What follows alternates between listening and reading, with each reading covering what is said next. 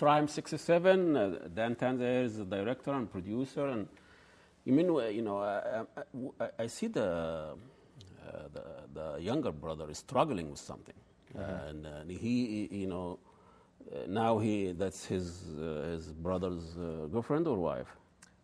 It's the brother's estranged girlfriend. Estranged girlfriend. Yeah. Wow. And then what is he struggling? It seems like what is he struggling with? Well, that's a good question. The both of the characters, both of the brothers are dealing with being the displaced people, and they're kind of going through that experience in their own way. The older brother, as a teenager, we find out, visited Palestine and got a little bit of a taste of his past, his history, even though he had never seen it with his own eyes. The younger brother, who is played by Mohamed, had never had that chance, and I think it ultimately led him to,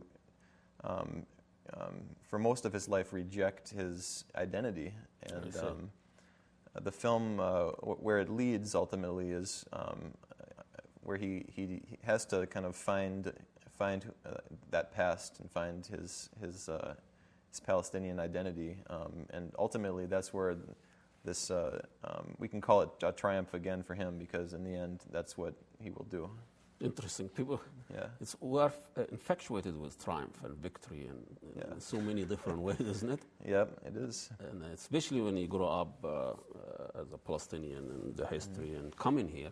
So so he's finishing what his brother has not finished, or what is he? Does he feel as he's responsible for that dream or triumph, or whatever? I think that he's as infatuated with his brother as he is with this woman who is brother. That represents his brother now. And what he does is he kind of watches these old Super 8 film clips over and over, which is what we saw in the clip there. Just kind of watching his brother, learning trying to be his brother, and ultimately. The film kind of explores, the relationship of a younger brother with an older brother, and always the quest of the younger brother to be the older brother, even if he's trying to be different. Right. And he is a different person in this film. Yeah. But so, are you trying to make a bigger point here in the movie? We're trying to make a lot of points, and some of them are very. Subdued, and will go right past most people, I think, maybe to the detriment of the film, but...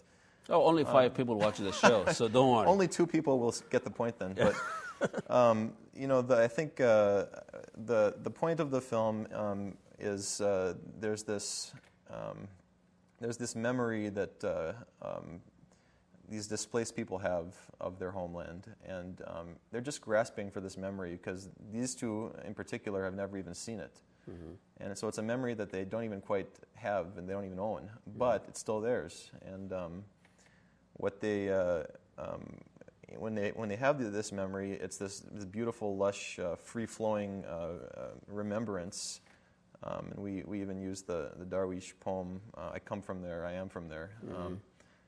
And then we cut back to the present in the film, and it's a very still, contained, unmoving camera, and it's a reference to the Palestinian condition right now, where there's just no interesting, no mobility, roadblocks everywhere, a wall around the whole thing. This whatever go across the media or the view of witness, that's what we see. Right, that's what you'll see if you're paying attention. If you're not, you'll see beautiful shots of where it was filmed in Minneapolis. Now, what I'm saying that also represents what the plague of the Palestinian. We only see whatever on camera, but staggering things, refugee or Iraq. But as a Jewish yourself, Jewish background, do you feel you are telling also your own story? And that is also a Jewish story, or what do you struggle with? Because what's happening to Palestinians? And I struggle a lot with that. you know, my family history is that my dad is a survivor of the Holocaust, and he was born in Poland in 1948. Same year Israel, you know, was born. Interesting. Or I should say occupied. But my feeling about it is that I have this sort of this genetic understanding of loss. My entire family was wiped out on that side, and I kind of see through my dad's experience, and now in coming up in strange ways, my own feeling about displacement and loss, and I'm particularly upset with my relationship with Palestinian people, because I don't like becoming the oppressor, and I find that that's now what I feel. But you're not. Right, but I feel that that I was raised, you know, in the United States, where I think a lot of the message that is, you know, we come up as a Jewish person, the message is that we have this entitlement to Israel, and what I finally come to realize is that in fact we don't. It's a land that was stolen just 1 generation, 2 generations ago, and it's.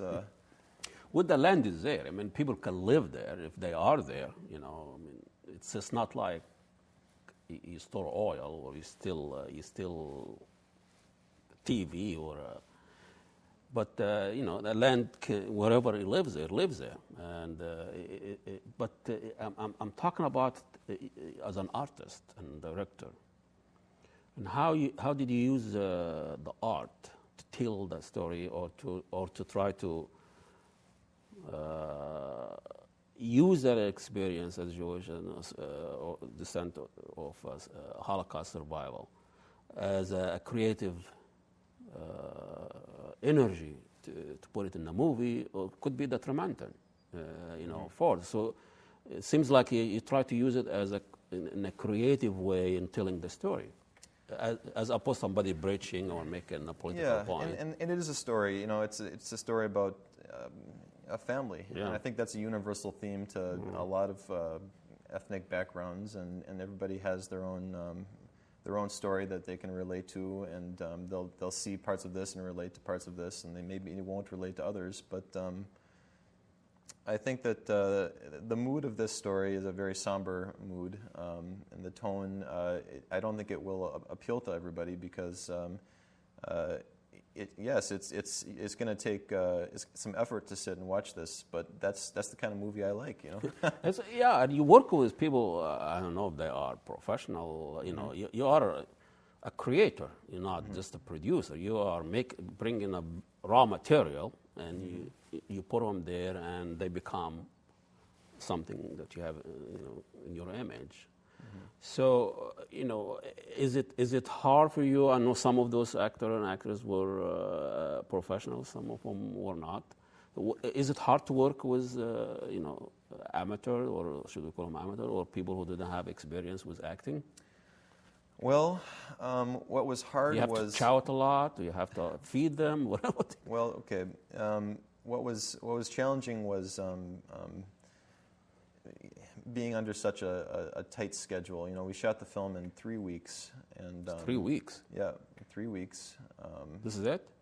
That was the production. The pre-production lasted a year. And the production itself lasted 3 weeks, and 3.5 weeks, and then post-production has gone on now for another year. So really, it's more like 2.5 years that we've almost been working. And this is in a lot of cases too. Oh yeah, it's perfectly normal for a film, and particularly for an independent film. The editing and all production, that's where control room. So working with the actors seemed like such a big piece at the time, and in retrospect, it was only about a month and a half of a couple weeks of rehearsal, and then working with actors. But it was everybody did a great job, and they worked really hard. It was like a little family, and Mohaned's mother, Fatima, came in and cooked for the entire crew, made delicious, Palestinian food. Authentic. Her name is Fatima? Yeah. That's also Holy Land's mother. This name of Fatima. What is this about Fatima